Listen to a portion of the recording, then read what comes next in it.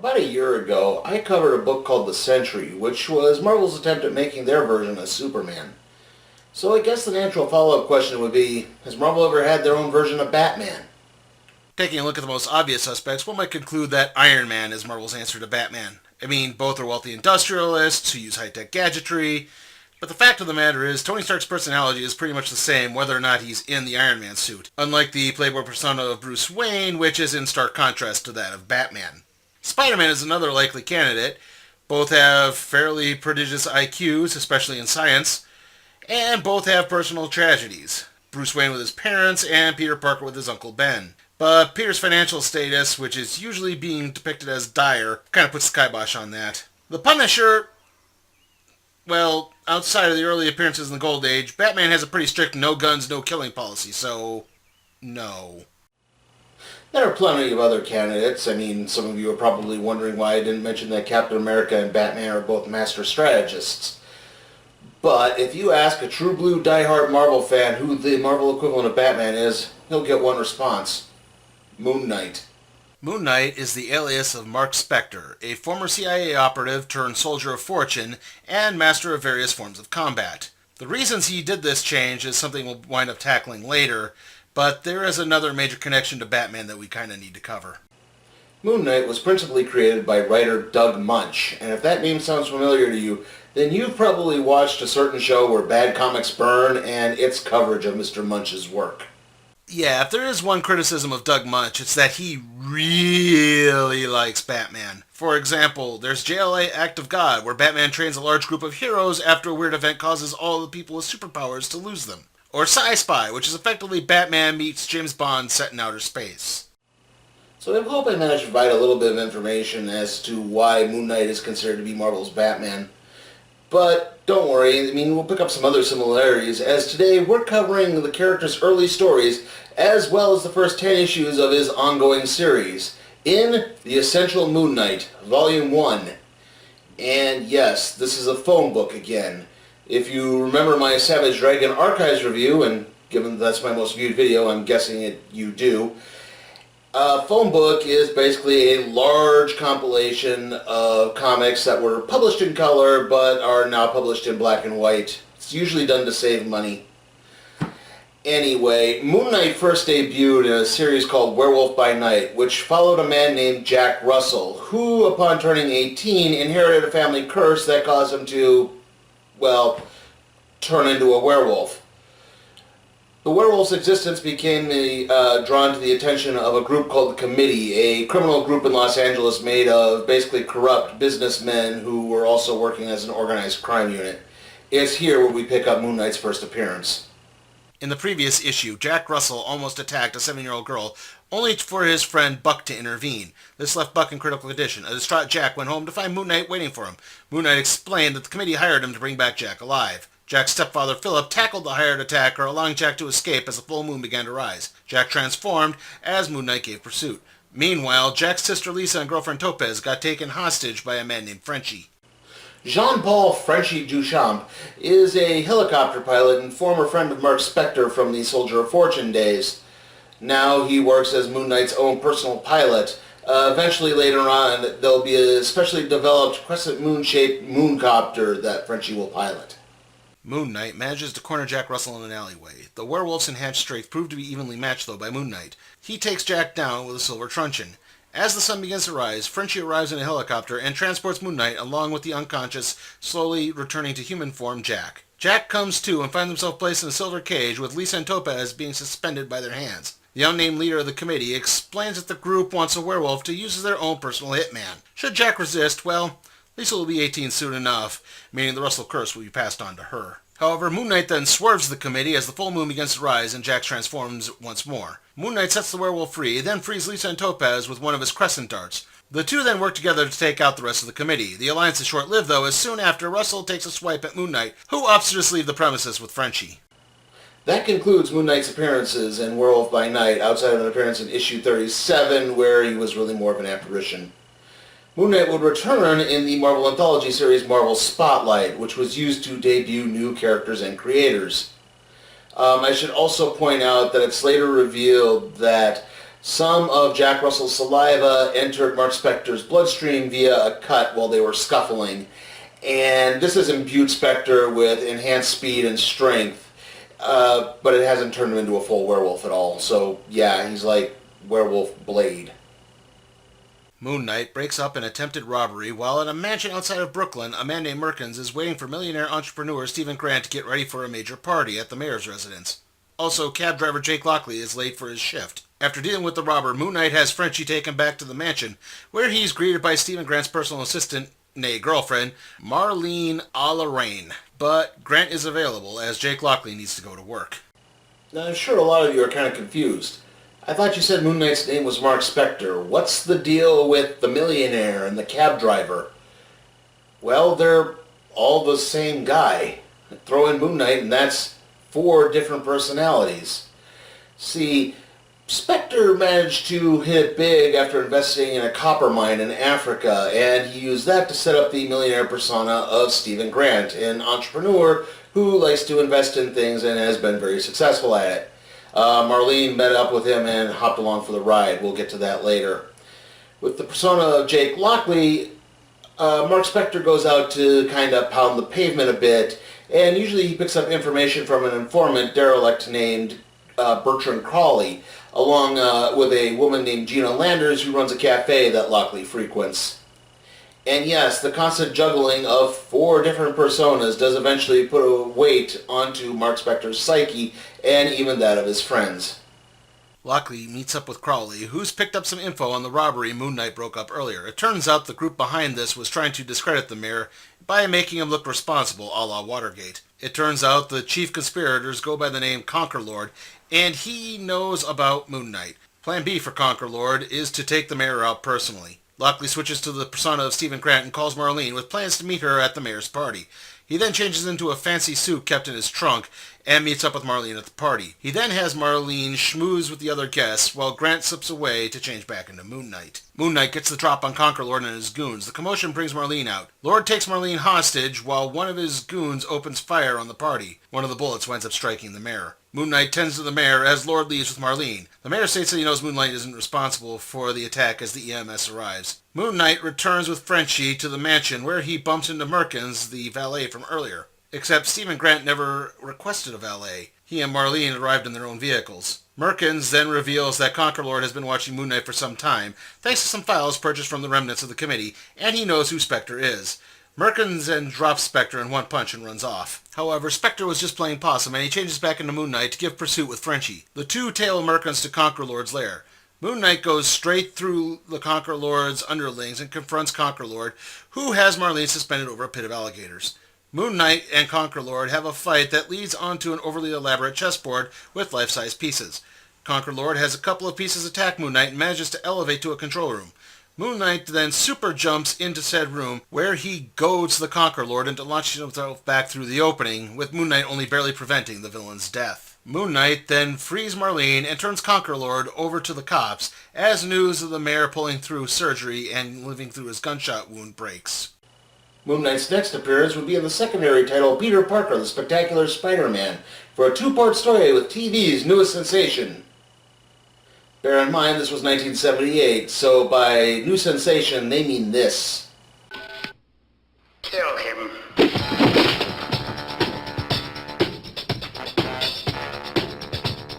Moon Knight breaks up an attempted hit by the Magia crime syndicate on a turncoat who ratted the group to the police. The man gets shot in the skirmish and with his dying breath points out that the Magia also purchased information from the committee on Moon Knight. Moon Knight changes into Jake Lockley and tries to go to Gina's cafe only to find it being robbed. The robbery is broken up by the arrival of Spider-Man, which allows Lockley to slip out, change back into Moon Knight, and pursue one of the robbers who slipped away in the chaos. It turns out the guys were working for the Magia, and Moon Knight tries to beat some information from the thug, when Spider-Man, assuming Moon Knight is trying to kill the man, intervenes. As the two heroes argue, the thug makes his way to a payphone and places a call to the Magia, who respond by sending their newest employee, Cyclone. First things first, I hope you don't mind that I'm cutting out the Peter Parker subplots in this story. Yeah, it's just I kind of want to focus more on Moon Knight during this. Maybe someday we'll cover Spectacular Spider-Man Masterworks and we can get a little more in depth into this. Anyway, Cyclone is the alias of a former NATO engineer named Andre Gerard. Gerard was fired after he used only American parts to construct a specialized suit that allowed the wearer to generate massive winds around themselves. Obviously, this led Gerard into a life of crime. Cyclone makes quick work of Moon Knight and Spider-Man, tossing the latter into a nearby sewer. He then kills the thug for using a phone that could be traced to contact the Magia, and for footing the Magia with the bill for the call. After Cyclone leaves, Spider-Man and Moon Knight call a truce, and Spider-Man finds a brochure for a New York City bus tour. The two heroes return to Grant's mansion, with Moon Knight trying to keep his identity hidden, and they inspect the brochure to discover a circle being drawn around the picture of Grant's tomb. Moon Knight then reveals that there's someone new in charge of the Magia, since the recent higher-ups like the Kingpin and Silvermane are indisposed. The two then head over to Grant's tomb, where they crash the meeting.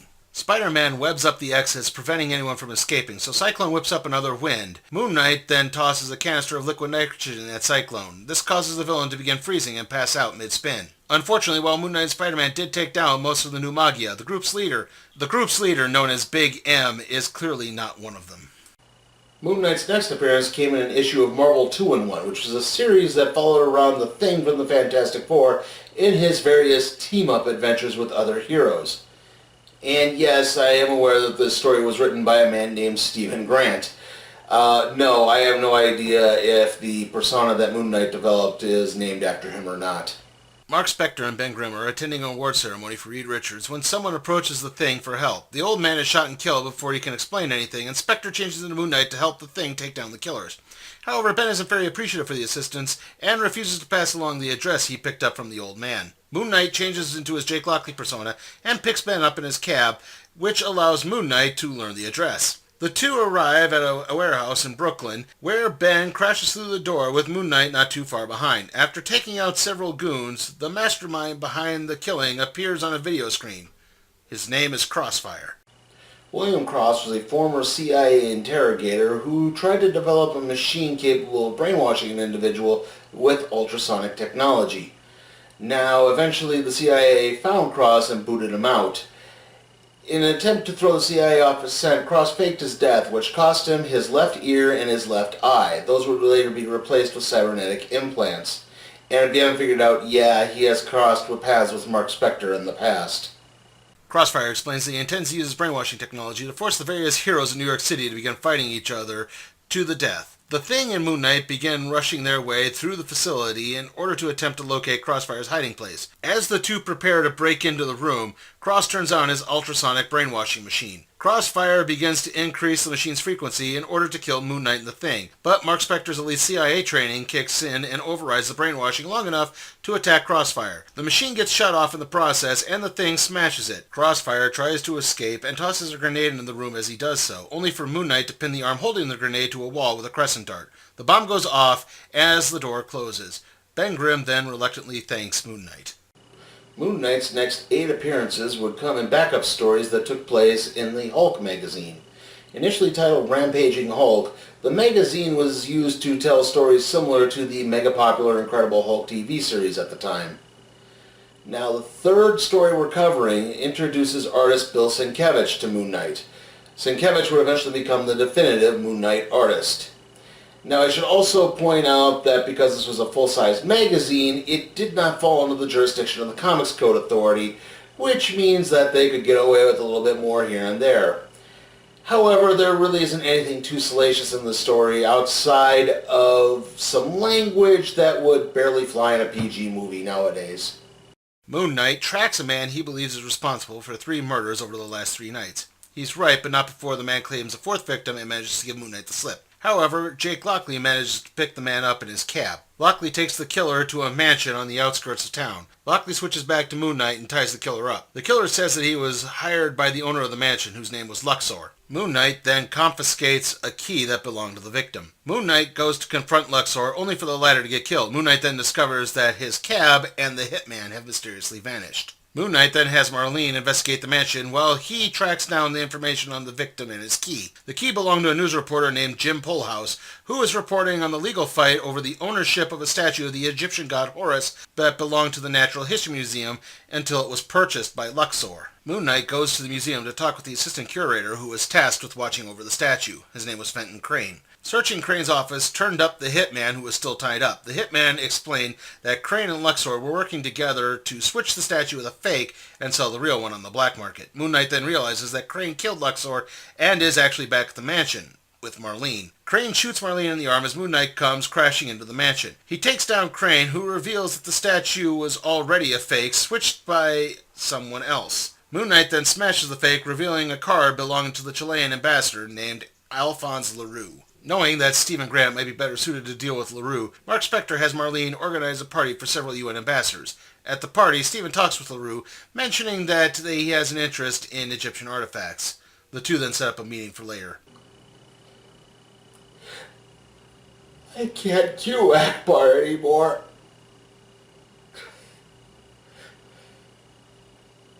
Obviously expecting a trap, Moon Knight arrives early to the meeting and overhears LaRue planning to use the money the statue generates to fund terrorist activities. Moon Knight then takes down the goons LaRue is planning to use on Grant. When LaRue exits the embassy, he finds an unharmed Stephen Grant, forcing him to acquiesce to the millionaire's demands. The deal is set up with Moon Knight acting as courier, but before that can happen, Jake Lockley needs to go out and pound the pavement and turn up any more information on the terrorists LaRue is working with. Unbeknownst to anyone, it's that the cell's leader, who's named Lupinar, has acquired Conquer Lord's files on Mark Spector / Moon Knight. Back with Jake, Crawley tips off the cabbie to a planned hijacking by a new internationally inclined gang. Information in hand, Lockley changes into Moon Knight and hitches a ride on Frenchie's new mooncopter to the exchange point. Moon Knight fights off the terrorists and take down the statue, but still leaves the money. It turns out that Mark Spector has other plans. The mercenary pops up to aid the group in the hijacking, saying that LaRue hired him for backup. Spector finds what the group was after. It's a large shipment of plutonium waste. They're going to make a dirty bomb big enough to take out the entire eastern seaboard. Before Spector can find out any more, Moon Knight appears. Knowing that this is an imposter, Spector leaps into action. One of the terrorists open fire, killing the imposter, with Spector playing dead. The group then escapes. Spector changes into the real Moon Knight and calls Frenchie, who has been keeping a distance, to see the people who dropped off the false Moon Knight. The two call the proper authorities to take down the goons and charge after the higher-ups. The car stops off at a large country house. After taking out the drivers, Moon Knight enters the house where Lupinar is waiting. The terrorist leader is a man who suffers from hypertrichosis, a genetic condition that causes thick hair to grow all over the body, giving him a wolf-like appearance. Lupinar challenges Moon Knight to a fencing duel. Moon Knight starts to gain the upper hand as the authorities surround the building. Moon Knight disarms Lupinar and asks him to submit, but death is the only honorable way out for the Miller's mind. So he throws himself onto Moon Knight's blade. Over the next few weeks, Stephen Grant donates the horror statue back to the museum, who paid him to keep quiet. Also, Alphonse LaRue is recalled by the Chilean government. Sometime later, Stephen Grant ventured into the country home of a friend named Jay's to witness a lunar eclipse. However, just as the event was starting, Stephen spotted a group of thugs who were attempting to rob the place in the darkness. Stephen changed into Moon Knight, and even though the eclipse was limiting his lunar-enhanced strength, Moon Knight took down the thugs with ease, only to suddenly be dropped by a large creature as things went completely dark. When he comes to, the creature is gone and several trees have been toppled. It turns out the creature was the Hulk. Bruce Banner had bumped into the thugs while cutting across a meadow, and he hulked out as the group was pursuing him. He then took out each of the members that Moon Knight didn't, until he bumped into Moon Knight in the dark. Sometime after those events, New York City became under the attack of a new serial killer known as the Hatchet Man. So far, 9 women have been killed, all of which were nurses. Jake Lockley hits Gina's to try to drum up some information from Crawley. The derelict mentions a note found on one of the bodies. The note talked about revenge on Lisa and her lover. Those words sent a chill down Jake Lockley's spine. Later, Stephen Grant talked with Marlene about the note. He knows it's only from one man. His name was Rand, and he was Mark Spector's old CIA partner. That is until Mark discovered that the man was on the take during a gun-running job. Spector hit Rand with a grenade in the face and got away, only to learn that Rand survived and escaped a hospital after killing his nurse. Marlene talks Grant into letting her go undercover. She dresses as a nurse, and he tells her as Moon Knight. Marlene soon bumps into the Hatchet Man, who grabs her and tears off into Central Park as Moon Knight appears. Moon Knight drops Rand with his truncheon, but the Hatchet Man just buries his weapon in Marlene's back as he screams that he wants Mark Spector. Moon Knight tends to Marlene as he flashes back to finding his old girlfriend, Lisa. Lisa had overheard Rand making a deal behind Mark's back and killed her. Now, another love of Mark Spector's life has been attacked by Randall Spector, Mark's own brother. Moon Knight leaves Marlene with the police and tells them to call an ambulance as he takes off after the Hatchet Man. He finds more bodies along the way, meaning that Rand is no longer only after nurses. Moon Knight catches up to the Hatchet Man before he can claim another victim. The two fight in a manner reminiscent of their childhood roughhousing. Eventually, Rand takes another hostage with Mark in pursuit. Mark calls out to his brother, which slows the killer down long enough for Moon Knight to land another truncheon strike, allowing the hostage to escape. Moon Knight then removes his mask and reveals his identity to Rand, and the two fight once more. It ends when Mark dodges a charging Rand, resulting in the Hatchet Man getting impaled on a broken tree branch. Afterwards, Moon Knight visits Marlene in the hospital. She's in critical condition after losing so much blood. Mark begins to have a crisis of conscience and begins to wander the city, wondering if this has all been for naught. On his journey, he gives the poor man some money for food, calls in an overdose he found in an alleyway, and breaks up the mugging of a homeless woman. When he returns to the hospital, the nurse informs Moon Knight that Marlene has been stabilized and will pull through. As the sun rises, Mark Spector finds himself renewed in spirit. That concludes Moon Knight's appearances in the Hulk magazine. However, we still have one more magazine appearance in the form of Marvel Preview, which was a title best known for introducing characters like Star-Lord and Rocket Raccoon from the Guardians of the Galaxy, as well as telling some of the early adventures of the Punisher. A package arrives at Grant Mansion addressed to Mark Spector. It contains the corpse of Amos Lardner, a former CIA crony of Spector. The two had been close but drifted apart when Spector drove Lardner to an asylum in Montreal. Months later, Amos's younger brother James joined the CIA but rarely mentioned Amos. Seeking answers, Moon Knight and Frenchie take off to Montreal and the Raven Craig Asylum. Moon Knight tries to inspect the offices, only to be attacked by several inmates guarding a bomb. He disarms the bomb and then tries a different tactic. The next day, Spector visits with the asylum's director, who explains the CIA is no longer involved with Raven Craig after LeBlanc, the previous director of the asylum, was revealed to be conducting unauthorized experiments in attempted mind control under the name Project Cobra. LeBlanc was last seen in Paris. Marlene joins Spector and Frenchie as they head to Paris, where Moon Knight talks with LeBlanc. LeBlanc explains that Project Cobra attempted to control an individual's brain patterns via the placement of several electrodes in the brain. The conversation is interrupted by the sudden appearance of James Lardner, who has sworn vengeance on Mark Spector, LeBlanc, and all others responsible for Amos's death. Moon Knight and James fight until the latter leaves, with Marlene having to give Spector a lift in pursuit. That is, until there's a massive car accident with Moon Knight being thrown from the vehicle. An unmasked Mark Spector awakens to find LeBlanc experimenting on him, mainly by drugging him with truth serum. LeBlanc mentions Marlene and Spector breaks free. As he searches for Marlene, Spector comes across James Lardner being implanted with the Cobra technology. Spector rescues Marlene and manages to contact Frenchie, who gives the two a ride back to the hotel, where Mark has to wait for the drugs to finally wear off. The trio then returns to LeBlanc's hideout for a final showdown with LeBlanc and a now mind-controlled Lardner. James proves to be an even match for Moon Knight until Marlene jumps LeBlanc, allowing for Moon Knight to destroy the remote controlling Lardner's body. In control of his faculties, James goes after LeBlanc, who tries to run the CIA operative over with a car. However, the car explodes, killing both men. Spector then sends what's left of James Lardner back to the CIA. With that, we finally get to Moon Knight's first ongoing series, which is one of the first Marvel series to be sold exclusively in comic shops rather than on newsstands. Now, appropriately enough, the first issue actually gives us the origin story as to how Mark Spector became Moon Knight.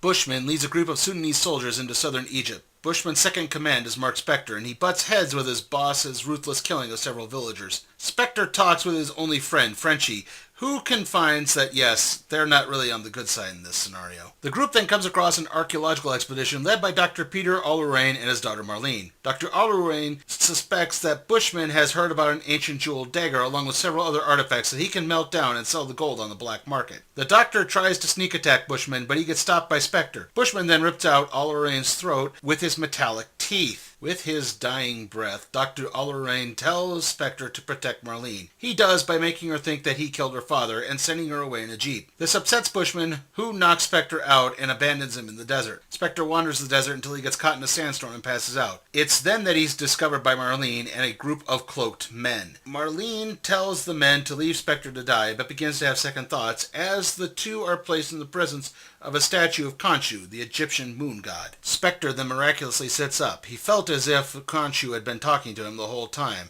asking him to become the god's avatar on Earth. For you see, Khonshu is not just the moon god, but also the god of vengeance. Spector then grabs a cloak from the statue and uses it as a disguise. He then heads after Bushman with Marlene tailing behind him. Spector takes down Bushman's troop, but his final battle with Bushman is cut short as the Merc gets away. Mark is reunited with Frenchie, and Marlene decides to join the two at this point. The story jumps ahead a few years at this point. Enormous Marlene enters Stephen Grant's study. Earlier, Moon Knight took down a group of heroin dealers, one of whom was carrying a pendant with Bushman's sigil on it. As Jake Lockley prepares to go out and pound the pavement, Marlene is worried. The last time the man she loved went after Bushman, he didn't come back. Lockley finds out from Crawley that Bushman has been working out of a burlesque club. So Moon Knight sets out to take down his arch nemesis. Bushman reveals that he's known about Spectre and has been expecting him the whole time. The two begin fighting when Marlene arrives and manages to talk Moon Knight down from beating her father's killer to death. The two then leave Bushman to the authorities. Sometime later, and there's a new killer in New York City, the Skid Row Slasher. He's been killing derelicts. This has greatly upset Crawley, as several of his friends have been killed. Lockley offers to put Crawley up for the night, but his trusted informant already has a place. Unfortunately, Crawley arrives at his apartment to find that he's been evicted. Things get worse as another friend is killed before his very eyes. The slasher then attacks Crawley, who recognizes the man before getting away to Gina's and passing out. Gina sends her sons Ricky and Ray to find Jake Lockley. In the process, they discover that he's at Grant Mansion with Marlene. With no other choice, Lockley calls Gina and Crawley over to the house, where he reveals not only that he is Jake Lockley, but he's also Stephen Grant and Moon Knight. He then puts Ricky, Ray, and Crawley on the payroll. Gina refuses. Crawley then gives a little bit of his backstory. He was a traveling textbook salesman. However, being on the road put a strain on his marriage and drove him into the bottle. Eventually, he lost his job, his wife, and his son. With that, the group sets out with a plan to catch the slasher. Moon Knight poses as a derelict to lure the slasher out, but the killer winds up going after Crawley again. Though this time, Moon Knight is able to stop the slasher, who is arrested with Crawley agreeing to testify. Crawley then returns to his apartment, which Grant now foots the bill for, so he's no longer evicted, and he begins flipping through a box of mementos. It's then that he realizes where he knows the slasher from. When he's called to testify, Crawley confesses to being behind the killings. After all, he's not only a derelict as a man, but he's also as a father. Crawley's son then attacks his father, and then attempts to escape after swiping a gun from one of the guards. It's all for naught, though, as Moon Knight pursues him to the top roof, and the slasher is killed when he slips over the edge. Moon Knight tries to apologize to Crawley, but it isn't Moon Knight's fault. Bertrand Crawley failed his son, Jimmy, 20 years earlier. Crime never takes a rest, though, as now a serial cat burglar named Midnight Man, because he always strikes precisely at 12 a.m., is on the loose. Jake Lockley calls on Crawley not to get information, but rather to give it on a party that Stephen Grant is throwing at his mansion. At the party, the fashionably laced Stephen Grant meets an art collector named Anton Mogart. Mogart wants to hire Mark Spector to protect his collection from possible theft by the Midnight Man. Grant accepts the offer on Spector's behalf, and makes preparations to be at Mogart's before midnight. At 11:20, Grant excuses himself from the party and has Frenchie take Moon Knight to Mogart's. It doesn't take long for the Midnight Man to appear, because Mogart is the Midnight Man. He and Moon Knight fight to the roof of Mogart's house. When the thief appears to have the upper hand, Marlene arrives and shoots the villain with a rubber bullet. Mogart then stumbles over the edge and falls into a nearby stream. Afterwards, Stephen Grant elects to donate his art collection to a local museum, where it can be truly appreciated. However, there is still no rest for the wicked, as a patrolling Moon Knight is nearly taken out by a sniper named Ice. It turns out the committee has reformed and commissioned a group of hitmen to try to take Moon Knight out. This cabal of hitmen includes the aforementioned Ice, the sniper, Dragon, a martial arts expert, Boom Boom, an explosive specialist, Razor, obviously who's into knives, and Bull, who's just really strong. Jake Lockley commissions Ricky and Ray Landers, Gina's kids, to work undercover with Marlene as she auditions at a strip club run by the committee. The boys turn up the whereabouts of Boom Boom and Bull, which Moon Knight uses to take out Boom Boom. Moon Knight then tries to track down Razor and Dragon. He makes quick work of both. This leads to a confrontation at the docks, where Moon Knight takes down Bull while Marlene manages to take down Ice, who she'd been trying to seduce earlier. Later, Stephen Grant treats his associates, including Gina, to a fancy dinner. Okay, I have to admit, the next story is, well, not told very well at all. It's just oddly mishmashed and hard to understand. It's so dense that I actually had to go to the Marvel Wikia and print off a summary of the issue just to figure out what the hell was going on. Two low-level hoods approach a large farmhouse in upstate New York. The house is said to be haunted by the spirit of the Red Hunter, but the two are helping to help their friend Eddie Redditch, whose family owned the place, locate a valise containing $500,000 left to him by his late mother. It turns out that Moon Knight was following the hoods and began trying to scare them away, pretending to be the ghost. The two eventually come across Eddie's corpse in a grave on the outskirts of the property. Moon Knight then knocks them out. It turns out that this was all a trap set by Eddie's still living mother to keep the money out of the hands of her no-good son and his friends. Sometime later, Mark Spector received a telegram from a former mercenary friend named Joshua Mendozi. Joshua saved Spector's life once in South America, and now he's calling the favor to assist him on the island of St. Lucian, where he's chief constable. Spectre elects to bring along everyone, including the Landerses and Crawley, for a free Caribbean vacation. On St. Lucian, Joshua explains that a renegade voodoo sect has been turning the recently dead into zombie slaves, possibly even killing some poor people strictly for the purpose. Moon Knight manages to break up one such attempt, but Spectre knows that more attention is needed. Okay, at this point it's also brought up that Moon Knight is starting to lose his werewolf-like abilities from the saliva of Jack Russell entering his bloodstream via the cut.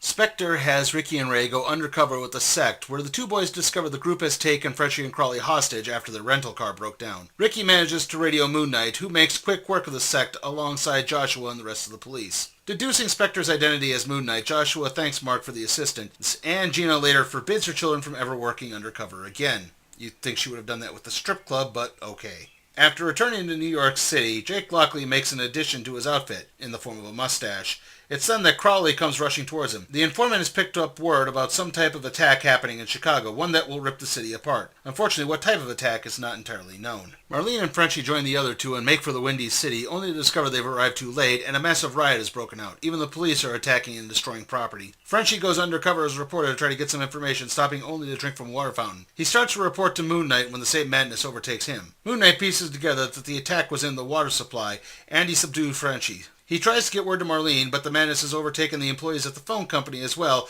and the line gets cut. A thirsty Marlene then takes a large swig of water and soon becomes infected as well. Meanwhile, one of the men behind the attack dons a werewolf mask and begins whipping the masses into even more of a frenzy. Moon Knight tries to take the man down, but gets sprayed by an aerosol form of the chemical. Moon Knight tries to battle the effects as he gets lost in the sewers. Thankfully, he bumps into Crawley, who hasn't had any water. He tells Crawley to avoid water and spread the word if he can. Crawley goes to check on a lead, while Moon Knight goes to check on Marlene. He's too late, and she stabs him in the back before he's forced to knock her out. Meanwhile, the National Guard is called in to help control the escalating situation. Crawley does manage to turn up the chemical lab the attackers have been using. He lays low and overhears them planning to gather everyone at City Hall, where they can hold all of Chicago for ransom. The government uses a trick money bag on the criminals, though, and it leads to them trying to poison the river, which will spread the madness elsewhere. Moon Knight manages to stop the bioterrorists and saves the formula from falling into the river. Over the next few days, an antidote is synthesized, and the city, along with Frenchie and Marlene, is calmed down and returned to normal.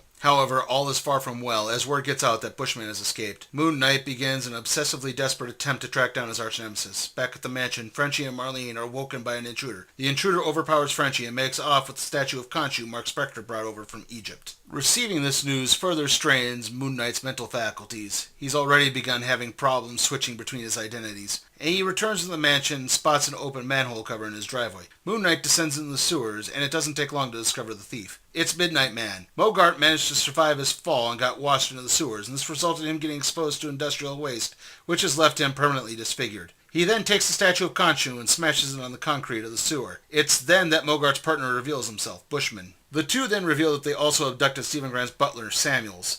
They then leave both Samuels and Moon Knight to drown as they intentionally flood the sewer. Marlene and Frenchie arrive to pull Moon Knight and Samuels out, but Moon Knight isn't in great shape. Feeling that he's failed Khonshu reduces Mark Spector to a rambling mess of rambling. It's then that Marlene reveals that what was stolen and destroyed was actually a replica statue. The real one is still in the mansion. Reinvigorated, Moon Knight dons a new outfit, as his previous one was thoroughly trashed in the sewers, and picks up Bushman's latest whereabouts from Crawley. He then makes quick work of Bushman's and turns the criminal over to the police. And so concludes The Essential Moon Knight, Volume 1.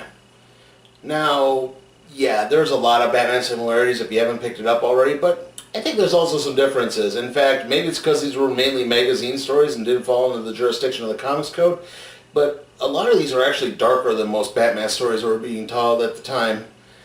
Also, when Bill Sienkiewicz comes on, obviously the artwork just takes off. I mean, the artwork's pretty good up until that point, but once Sienkiewicz comes on, it's almost like the perfect match.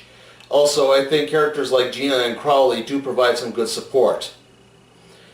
That being said, there are some drawbacks, and yeah, I'll get to the elephant in the room on that one.